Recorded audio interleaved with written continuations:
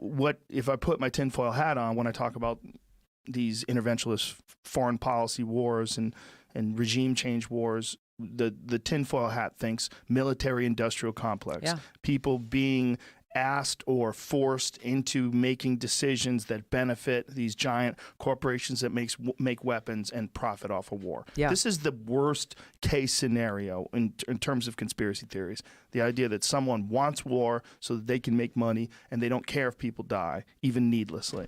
This is our number one conspiracy fear, right? If you had to think about of all the things that you hope are not true about the way the world works, that would probably be number one.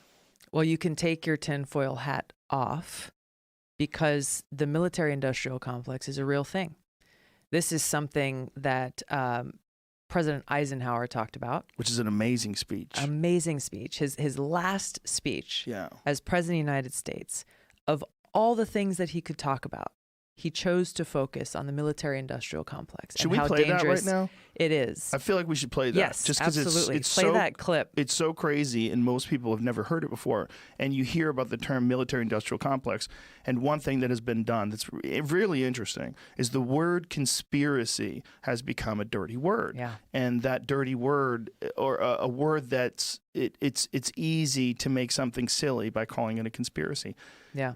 Even though there are times where people conspire to do things. That's right. I mean, that's why that word exists. Right. I mean, it's not like people don't make plans to do things that are illegal. Yeah. Of course they do. That's why the FBI is around.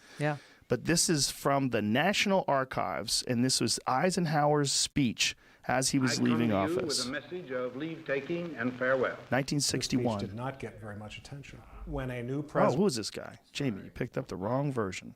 Son of a bitch. I'm sure there's an actual version of it. Here we go. January 17th, 1961. Back when everything was black and white. The President of the United States. Good evening, my fellow Americans. We now stand 10 years past the midpoint of a century that has witnessed 4 major wars among great nations. This is a bad one too, Jamie. You son of a bitch. While he's looking for the right clip, I think he's just going to play music know, in the background. That's all it's going to do. What most people don't know is that his first draft of that speech said Congressional Military Industrial Complex. Whoa. And somewhere between the draft and the speech that was delivered, he took out that word congressional. But he was directly connecting those dots. Whoa. That some may say, oh, well, that's just a conspiracy theory, but he was connecting those dots with the influence that the military-industrial complex has on leaders in Congress who are making decisions about how our money is spent and where our troops are sent off into battle. Congressional military-industrial complex. Wow. I need extra foil. Get you a new box. It's crazy how they couldn't keep the camera steady back then either. I wasn't do it either.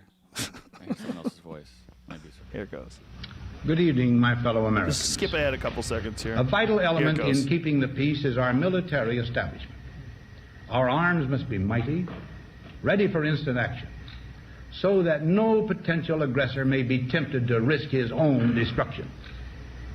Our military organization today bears little relation to that known of any of my predecessors in peacetime, or indeed by the fighting men of World War II or Korea. Until the latest of our world conflicts, the United States had no armaments industry.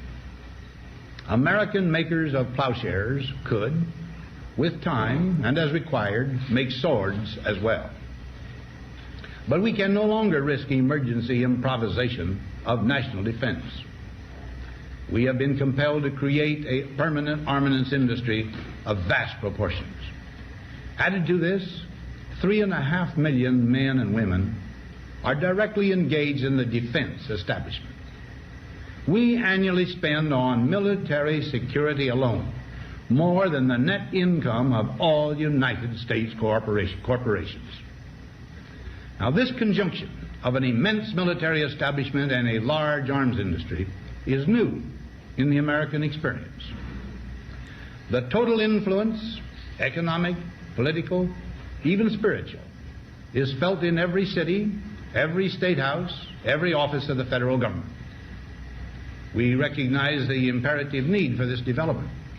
Yet we must not fail to comprehend its grave implications. Our toil, resources, and livelihood are all involved.